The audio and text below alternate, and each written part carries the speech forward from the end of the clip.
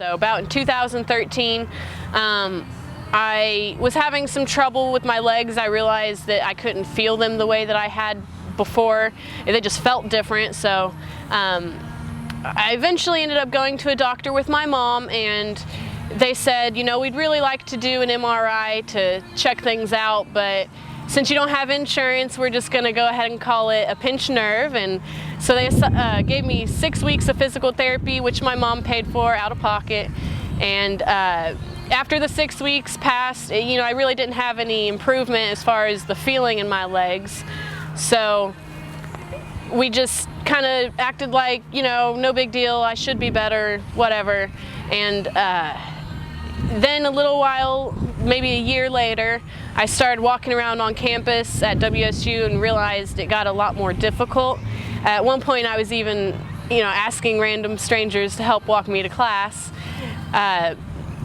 So I definitely realized something was wrong and ended up going to a doctor on campus. And he said, you know, you've got some of the symptoms, and by this time I had done a little research into MS because I knew a few people who had family members.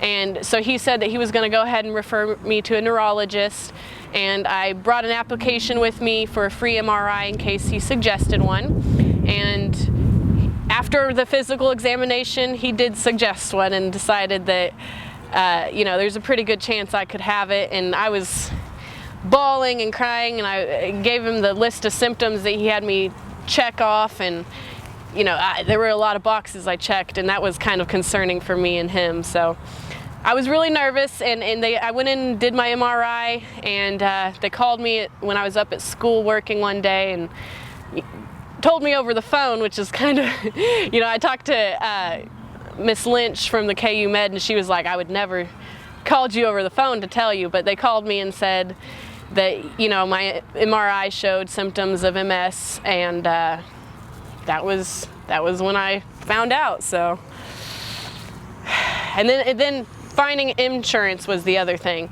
because I didn't have any. So, you know, I applied for the Affordable Care Act and didn't qualify for a tax credit or anything, and so Carrie and some other people who hooked me up with the MS Society from North High, some friends, told me about Project Access, and I signed up for with their application to see if I could get that, and they went through the application process with me and decided, you know, I qualified for that because it helps cover people with serious health problems who have a lot of bills and who can't afford insurance and don't qualify for Medicaid. I have a friend who is also with Project Access, but so they got me hooked up with my neurologist, being able to go without having to be charged $300 a visit, or, you know, $1,500 for every MRI. So that was really nice. And then I got on a patient assistance program for my medication. So